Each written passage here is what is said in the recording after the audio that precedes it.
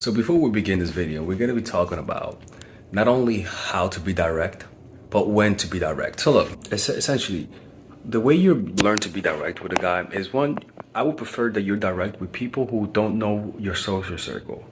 That means people who who you meet online or people who are not in your social circle, right? After that, if you have to meet a guy in your social circle, I would prefer that you first start giving him hints that you like him. First, start giving him looks, prolonged looks, because guys get the hint. Guys associate intense eye contact with attraction. That is the best way to be direct, right? If the guy doesn't get the hint, my best advice for to be direct with a guy is to invite him to a group outing.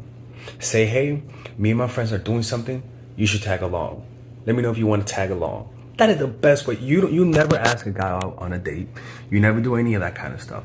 You invite him to an outing with your friends or invite him to an activity. Say, hey, I'm going to a running group.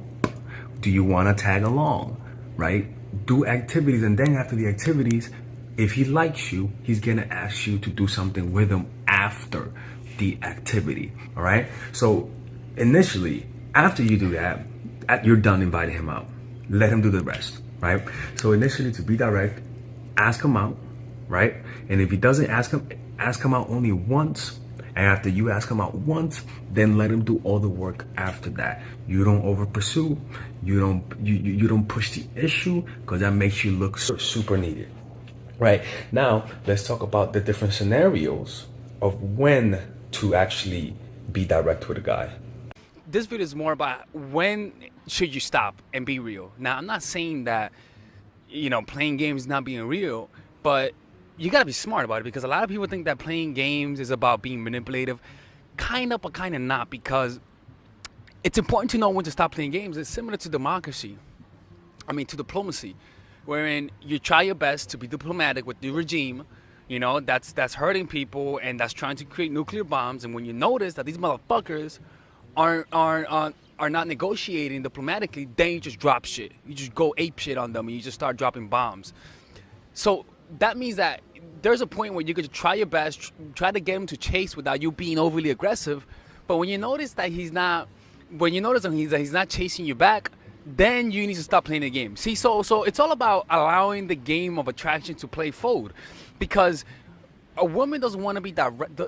You want to play these games so that he could chase you, so that it could be fun, so that you're not overly direct, so that he wants you. But putting it out there too much loses the fun of it. It's kind of like a guy that goes that he wants you. Okay, that's fine, but if you didn't know he wanted you, the interaction would have been a little bit more fun. So this video is more about when should you stop playing? When should you stop using these tactics? When should you stop to the point where it'll give you a diminishing in returns? All right. So there are 2 points when you should stop playing these games. One, when he's being too shy and doesn't get the hint. You see. So he might react to your games, to you trying to get him to get jealous. He might react to you by showing interest, but he might not ask you out, or make the move. For example, if you want a guy to ask you out and you want him to like you, he may start reacting to you, which is, for example, like if you act like you're not interested, he may start showing interest, moving forward, taking action, or he may start texting you more, but he won't ask you out, and that's what you want. You see, so when you're noticing that he is showing a lot of interest, but he's just not making a move, what you have to do is just drop the games in that moment. Drop it and just tell him, look, man, it looks like you like me. What's up with that? Like, let's stop playing these games. You see what I'm saying? Because you want to give him the chance. You want to give him the chance to make the move. But when you notice he's not making a move, but he's showing interest, there's a point that you just say, fuck it. Let me just put it out there. Yo, I like you. So it's okay if you want to ask me out.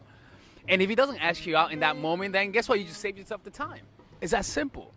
So drop the games when he's showing interest, but he's not making a move. Drop it, because if you want the guy, if you want the guy, then stop playing those games in those moments, all right? So the thing is that some guys are shy. Some guys know that you like him, but they just want a little more confirmation. The other time to drop the games and to keep it real is with your partners when you're in a relationship with them. The only games what I would tell you to play with people who you're married or in a relationship is to give him space. That's the only game I would tell you. Don't suffocate. Learn to pull away. Learn to give your man room to breathe. If you're somebody that's too suffocating, that's the only game I would tell you to give him. But if you're feeling insecure at something that he's doing, if you want him to contact you more, I would advise you to just be direct and tell him that, you know. But the only games I would play, right, is the whole concealing. How can I say this? The only game I will play is just giving them space. Just give him space. Give your man time to live his life, and also give yourself space from him. In other words, have things that you do without him. Now, it is strategic to do things without him because it actually makes him chase more.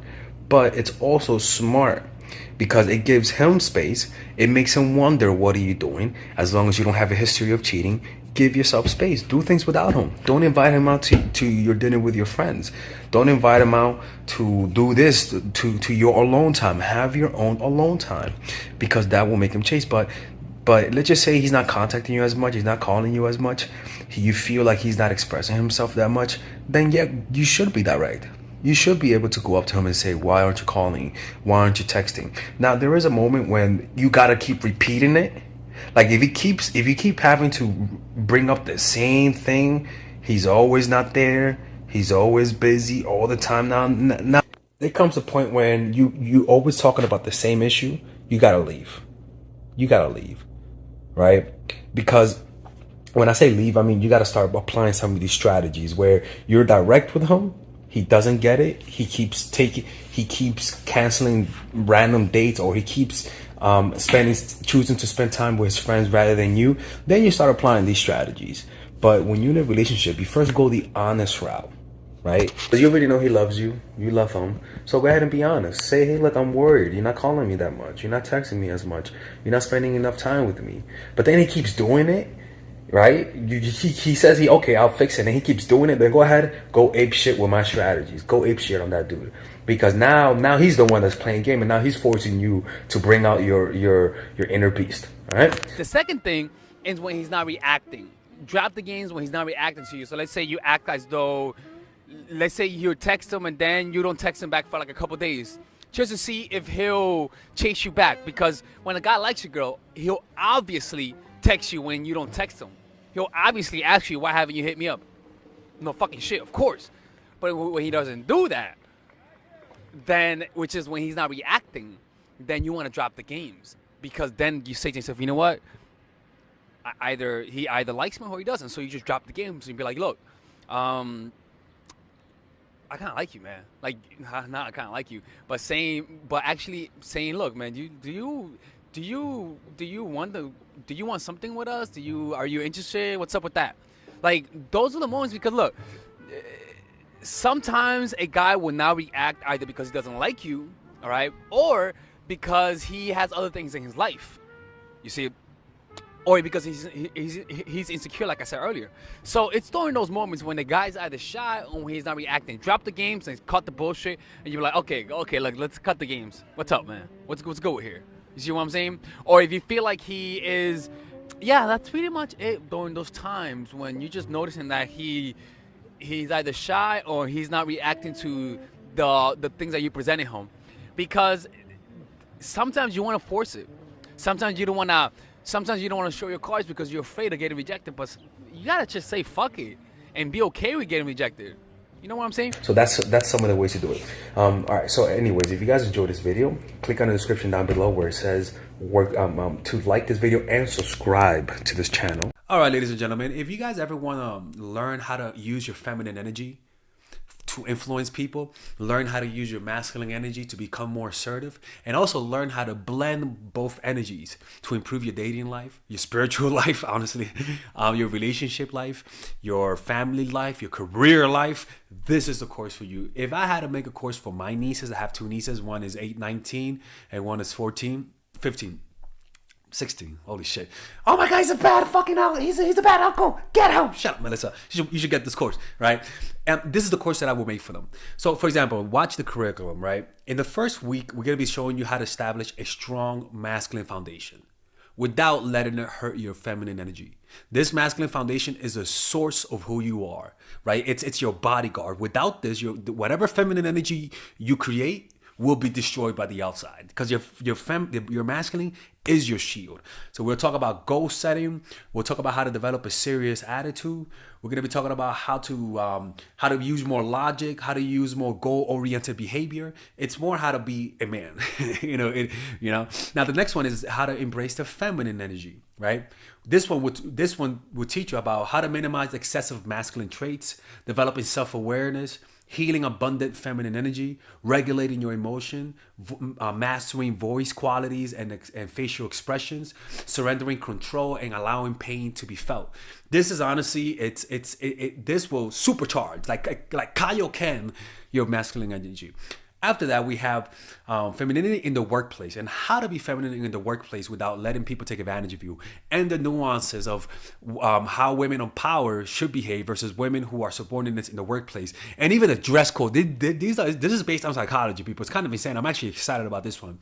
The next week, we talk about navigating the labyrinth of male and female friendship, and this a lot of women find confusing, so we talk about that.